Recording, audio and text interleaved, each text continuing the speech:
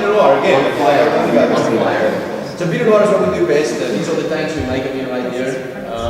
This is our punch down tool over here, which I think is probably the coolest part of this winery. So obviously when red wine ferments, it creates a gap, by pushing up all the solids and punching that down has to happen 2 or 3 times a day, or depending on the winemaker, it could be more. I thought I'd leave that in the background. This is a conversational piece. Some people have artwork in their house. We have a punch down.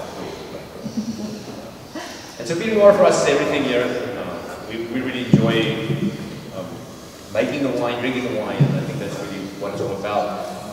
Matt and his family look all over the country, buy Pinot Noir land, and Pinot Noir grows only in beautiful places. That's also kind of a byproduct of collateral damage. And they chose Santa Maria because it is such a unique area. It creates such unique wines in the style that we like, which tends to be a little bit more European in philosophy. Not that we want our wines to taste European. We do want to buy, this is California, your wines need to taste like California Pinot Noirs.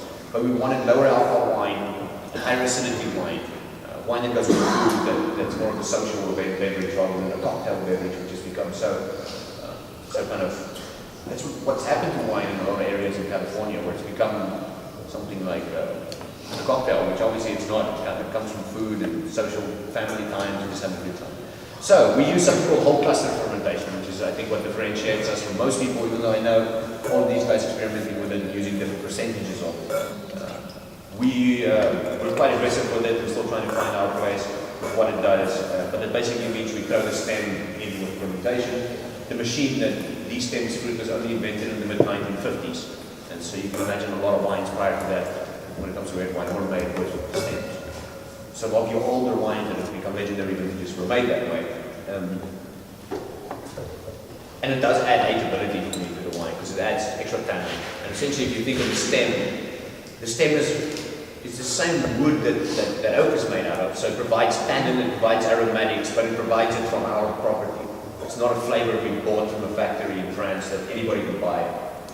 It's just more true to our place. And so we use that to build structure, we use that to build aromatics. It does make the wine a little bit more herbaceous, it takes an edge off the fruit. We have so much sunshine in California that even the cool areas, i.e. San Maria Valley, has a ton of fruit on the wine. And so we want to kind of take an edge off of it. This is I'm stealing Kevin's words here, but using whole cluster to just kind of round off that fruitiness, which tends to be really cola, cherry-like in some of these wines. And it's just not something I like too much. It's not wrong. It's just I prefer earthier wines. Wines with a little bit more sous-bois to it, as the French say. I always like to say, Pinot Noir is the wine, but funk is the music. It definitely needs to have a little bit of a different rhythm to it than your other clean kind of food forward varieties. This is our San Maria in 2012. I think everybody's pouring 2012, so it should be a really good comparison. We aged it 18 months as well to give that stem and water fermentation time. All right, my time's over. Kevin Law, ladies and gentlemen, rock and roll. I don't have an accent.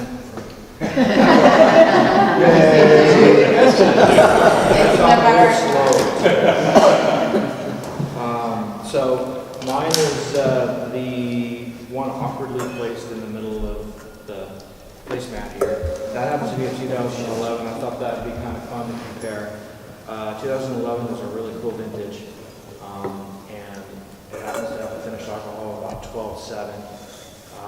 It's kind of an interesting comparison to the 12, because the 12 is such a great vintage. I mean, I love the 11s, but the 12 was velvety, and I was able to do a little bit more whole cluster in 2012, so it's kind of fun to go back and forth and compare them.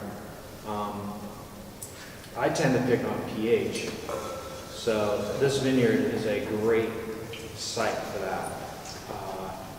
I feel that you can pick this vineyard at really, really low numbers. The 2011, I believe I picked it at 21.9. Way with her there. We had a little bit of rain in 11, and I didn't want to deal with combating mold, so 11 really turned out to be a really nice wine. I think it's going to age beautifully. And I did about a third whole cluster on that. It's about 25% new wood. The 12, on the other hand, is 75% whole cluster and 50% new wood. I felt that the vintage had enough depth and concentration that it could stand up to a little more of that support, so to speak. I do mostly, out of the barrels I select, I try and, even though it's 50%, I try and minimize the influence. So the barrels I select are air dried for 3 years for the most part, and I do a medium toast, sometimes a medium long toast, and you get more of that nuttiness out of the wood as opposed to the aggressive oaky tannin that a toasted head or a medium plus toast or a heavy toast barrel will do. So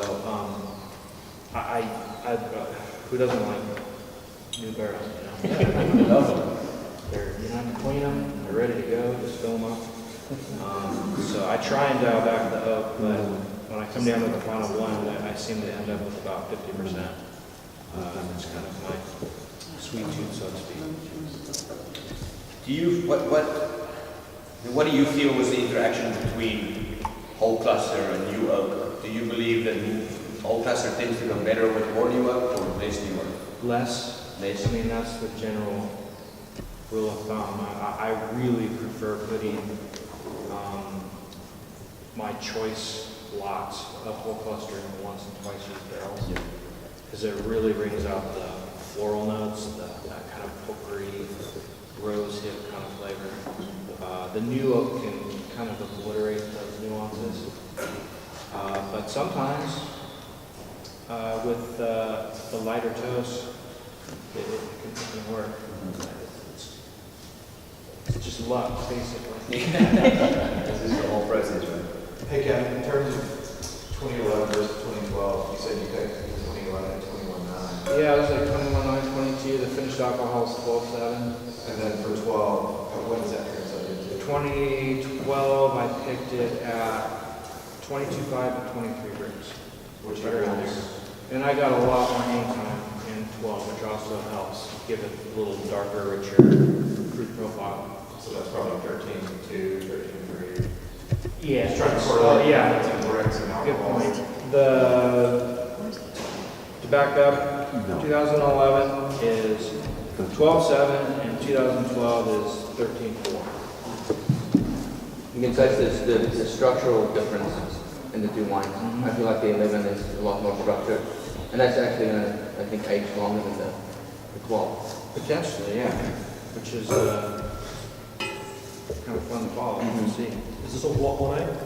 And both of these are Block 1A, 100% 777 clone, which is kind of fun. So what I did for all you guys is the very first block that's happening on the property. As a side note, if you think of bricks, which is the sugar level where you harvest that, you want to take it to alcohol, everybody has a slightly different conversion rate, as we call it, but it harvests between 0.55 and 0.65 for vintage to vintage, depending on what yeast you use. So you can kind of project your alcohol if you have a historical record of kind of what's happened to your vineyards in the past. And this is 11 months Yeah.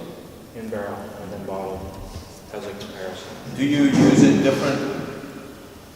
Look, oak is completely, it's a whole other science, right? Do you believe that oak plays a big role, kind of texture of oak, when it comes to having a wine that's 11 months old, a wine that's 18 months old? Would you change?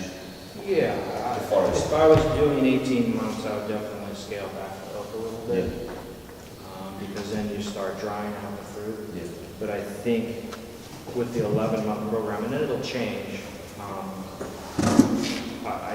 I've been on the fence to go, a couple vineyards I get from, I go 16 months.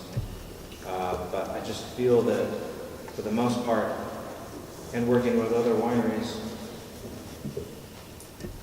it's nice having empty barrels ready to go for harvest.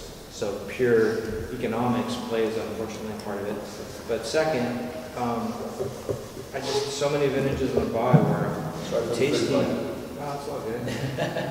Tasting right before harvest in July, it was just everything was in place and it was beautiful, and then you sulfur them and rack them and put them away for harvest, and you'd come back to bottle them in February, and it just seemed like there was something missing, and I felt bottling earlier helped capture some of that freshness. It'll be interesting to see how that ages. I think keeping it in barrel longer and really developing those tannins could potentially allow the wine to age longer. There's so many wineries out there that I hugely respect, both in France and in California, that do 11 months, so I feel pretty good about it. And the vintage will dictate. We'll see. 2013, I haven't decided yet. Still in barrel. How would you compare 12, which is what we're drinking right now, against 14? 14? What we're stuck in right now. No, I'm just talking kind of about the growing season. Obviously, we haven't harvested yet, but this vintage has been very unique. It's the earliest it's ever been in my history, in my knowledge of making wine there. So I was just wondering how you would kind of, I guess, look into your crystal ball and kind of see the differences in what we would be expecting. More of a 8 ball, Yeah, you just shake it. Am I going to be lucky or not? It's so hard to say, because whenever you think you have it figured out, you don't. And that's what makes this industry so much fun. I've gotten to know Philip Tony up in Napa through the years, because I've got those cats forever. He's pushing 90, and he says every vintage is different. So you can't figure it out. So I figure if he can't figure it out, I'll just go with the ride and see where we end up. Keep the stress out of the time. Yeah, so my gut feeling is this vintage is going to be really tricky, because I find that being able to have those grapes hang and get flavor development and be able to leave them on the vine to get ripe stems so you can do whole cluster, you really need that length. You really need that hang time into mid-September to get that. This year, it's scary when we're going to pick, I don't know, maybe August, or, I don't know. You drove in, there's color in the vineyard already, which is kind of scary. It's going to be educational one way or the other. We'll learn. Oh,